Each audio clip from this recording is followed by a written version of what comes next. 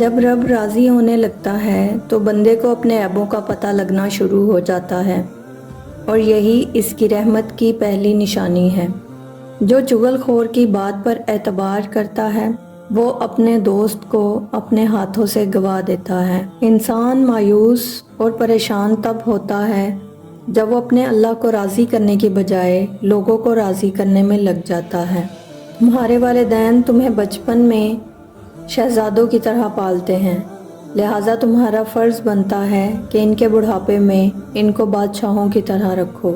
اگر زندگی کو ہمیشہ خوشیوں کے ساتھ گزارنا چاہتے ہو تو غم زدہ لوگوں کے غم سنا کرو، دکھی نہیں رہو گے۔ جب تھک جاؤ تو اللہ کے سامنے جھک جایا کرو، کیونکہ لوگ تھوڑی سی غلطی پر چھوڑ جاتے ہیں لیکن اللہ تھوڑی سی عبادت میں بھی تھام لیتا ہے۔ صرف اللہ رب العزت کی ذات ایسی ہے جو معافی مانگنے پر یہ نہیں پوچھتا کہ غلطی کیوں کی تھی۔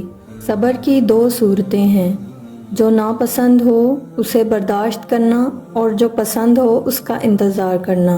تمہارا رب جس چیز کو تمہارے قریب کر دے اس میں حکمت تلاش کرو، اور جس چیز کو تم سے دور کر دے اس پر صبر کرو۔